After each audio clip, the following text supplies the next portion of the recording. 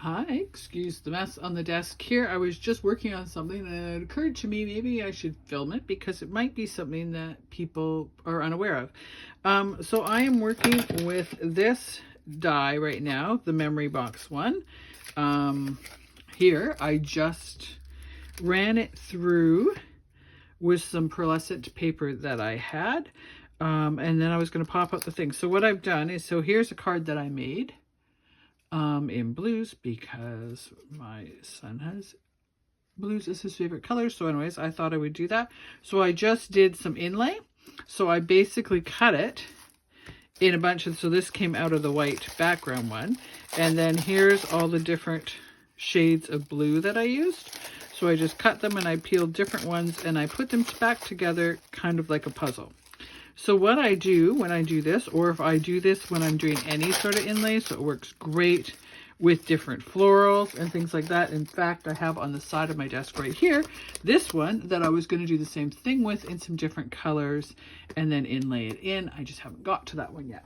But anyways, as I was working on this, I have all these so I can make more of them. I could use the backgrounds as there, can fill them in. I could not fill them in and put a different colored background on there. I have all sorts of different options. Could leave them mainly whole and just put kind of like a special, a pearlescent or a foiled or something like that on one of them. There's lots of ways of doing it.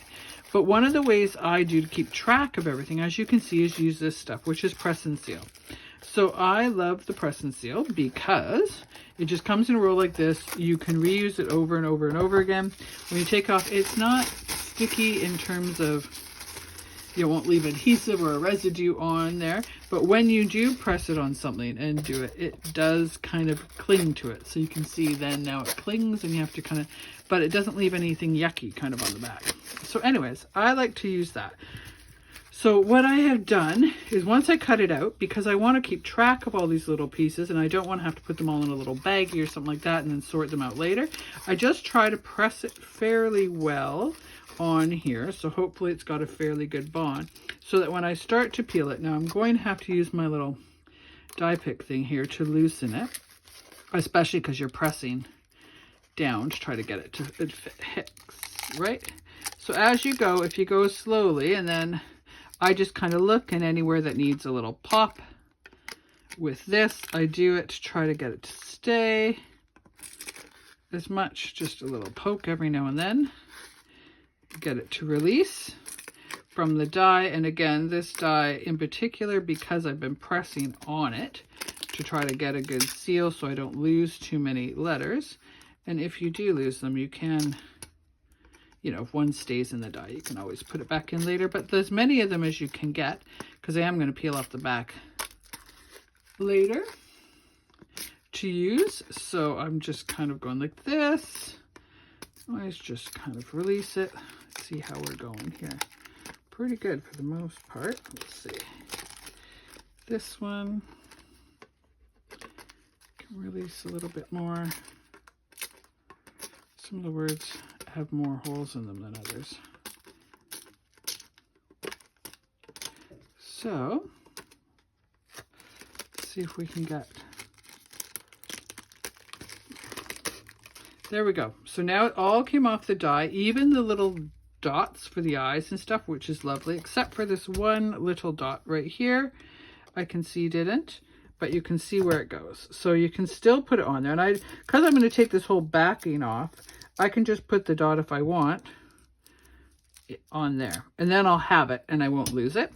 And then I'm actually going to try to keep these as much as I can lined up in there, because then they're lined up properly too. So then, as you can see, I can just kind of do this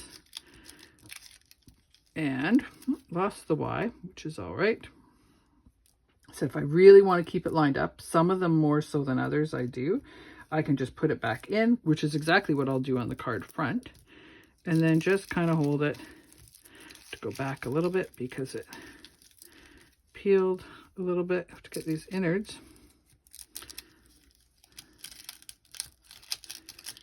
popped up and apart. Again, it's also, I'm using pearlescent paper here, so what is this? D is kind of caught up in there. So that's a little bit thicker. It's a little bit trickier in terms of die cutting. So it's also a little bit trickier in terms of releasing than regular cardstock is. But I really wanted a pearlescent. So it's worth spending the extra kind of second or two to get it released, I think.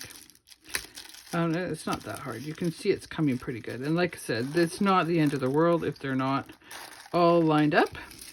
It's not like I can't straighten them up. This is especially if this goes into, if you're using the happy birthdays in another filling in, then it doesn't matter at all whether it's lined up, because you'll just put them in wherever they go, right? But I'm not sure yet whether I'm going to use them just as their own words on a card, because you can just have a whole bunch of different happy birthdays cut out. It does not have to be. You can see this last one. I didn't bother to take the time with it, which is fine. I will just get the letters and put them in. So I can, if I want to, like I said, use them like this, or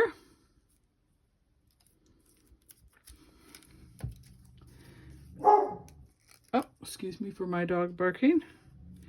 He likes to be neighborhood watch. And there is somebody who dared to walk by the front of our house right now without getting his permission first. So he had to let them know he did not like that.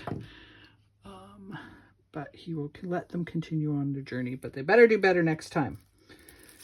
Anyways, so there you go. So now I have this with all the little pearlescents and, like I said, the little dots and everything else ready to go that I can use and put in one of these if I wanted to. And then I have this beautiful pearlescent background. Now from here you can use it, and I'm debating, I'm not sure whether I'm going to do any sort of embossing. I thought, I wonder if I embossed this now, provided even a little bit more texture on it. And then I was thinking of putting it over top of like an inked background, perhaps even making a shaker behind it. I haven't really decided yet. It's kind of where my thought process is. But anyways, the point of this video was to show you how press and seal, which you can get in most grocery stores. I've had this forever because a little goes a long way, and you can actually reuse these if you want to. And I'm very thrifty, so I like to reuse them a few times. And like I said, I just cut the sizes I don't need, kind of put them back in there, keep it in a drawer in my workroom, and it is always ready to go. And it is extremely handy to have to keep things together when you're working on them and you don't have to worry about losing them. And then I just add them, and I've got a whole stack of these all cut out that I can work on various projects for. So love this die, love the versatility of it. Last I checked, we did have some more in the store if you are interested in it. It is a great one, easy to use, fairly versatile. I think you get lots of different options for things. Anyways, have a good day. Bye.